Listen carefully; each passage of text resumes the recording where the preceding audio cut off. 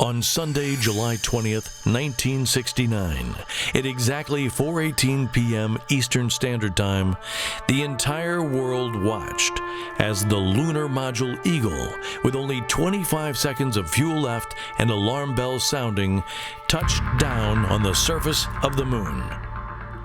Approximately 6.5 hours later, NASA astronaut Neil Armstrong extended his left foot down from the last rung of the Eagle's ladder and lowered his body to the surface of the moon, successfully achieving a goal that had been set by President Kennedy 7 years earlier. This is the story of how a goal, considered impossible by most, was reached over many years with teamwork, dedication, tenacity, and entrepreneurial spirit.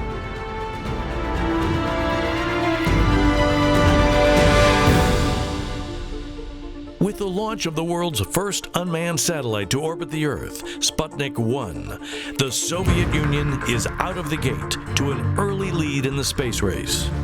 In the U.S., NASA realizes it must launch a human into Earth orbit. They named the program Project Mercury and rally a team of determined young scientists and engineers to figure out how to fly a military missile with a man on top. The Mercury program was, to me, it was the most challenging because we had to virtually invent or adapt every tool that we used. No man has ever survived a vertical blast-off on top of a rocket. The risks are extremely high. I saw a lot of rockets launched. I'd say that somewhere between 30 and 40% of them failed. Engineers make the rockets more reliable for manned flight, but doctors still aren't convinced the man on top will be able to function in the weightlessness of space. We had to prove to the medical community that man would survive in the first place, and secondly, that he could do a test.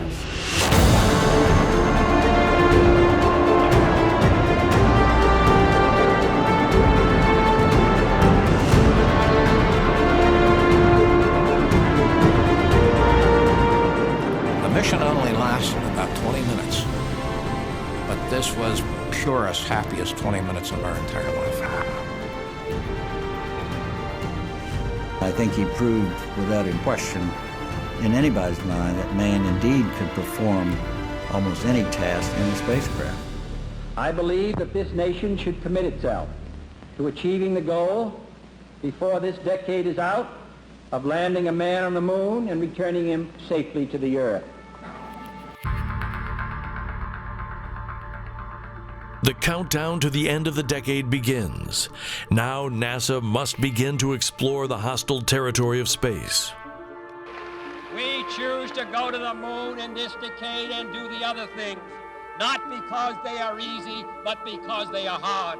How can we possibly do that in 9 years?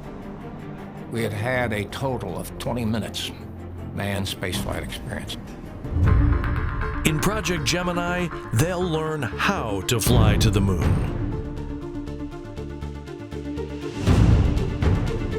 Throughout this entire process, the risk was constantly escalating on each one of these missions. Project Gemini ends in triumph. The stage is set for our greatest adventure. 8 years, 1 month, and 22 days after John F. Kennedy challenged America to land a man on the moon, Armstrong, Aldrin, and Collins are ready to fly.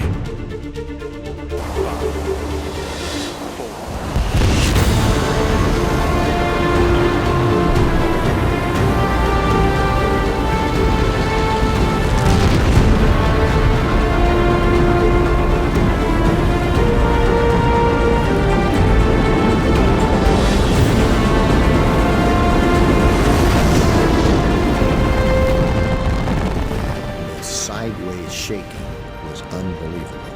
The vibration was so intense you couldn't see the instrument panel.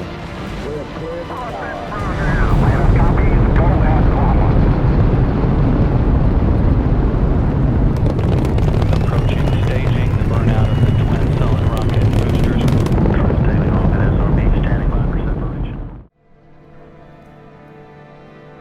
crew is the tip of the iceberg. In Apollo 11, there were 400,000 people underneath that all had to do their job or we weren't going to make it. Whatever happens here today, I will stand behind every decision you will make. We came into this room as a team, and we will leave as a team. Roger, how does it look? Bunzl NSC. Roger. Okay, all flight controllers, go for landing. Retro. Go. Fido. Go. Guide. Go. Control. Go. Telcom. Go. GNC. Go. Ecom. Go. Surgeon. Go. Capcom, we're go for landing. Altitude 4,200. Houston, you're go for landing, over. Roger. Now the landing radar can begin to pick up range and velocity of the ground beneath us, and it compares that with what the computer thinks it ought to be, and there's a big difference. Our computer was steering us toward football stadium-sized craters, surrounded by steep slopes and covered with very large boulders. 50 down at 2.5, 19 forward, altitude, velocity, light. We used most of our remaining fuel, finding a relatively level and smooth landing spot.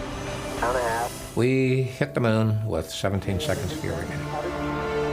I looked over at him, and he looked at me, and there was not a great emotion, but there was a smile of satisfaction on both of our faces, and we shook hands. 413 is in. The Eagle has landed. Roger, Tranquility. We copy you on the ground. You got a bunch of guys about to turn blue. We're breathing again. Thanks a lot. Inside the LEM, Neil Armstrong and Buzz Aldrin suit up for the most remarkable extravehicular activity of all time. I'm going to step off the limb now. It's one small step for man, one giant leap for mankind.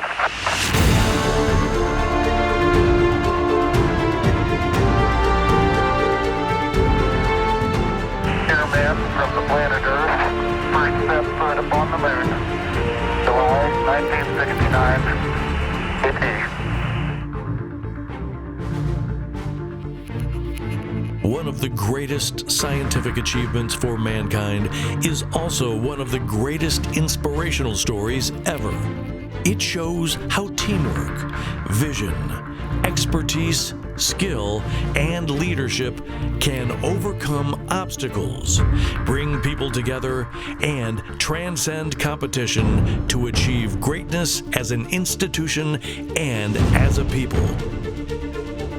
And now, you are invited to come together as a team for perhaps the most important mission Bunzl has ever had.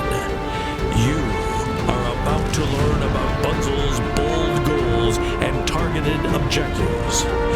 You are invited to be part of history as we plot a location to the future.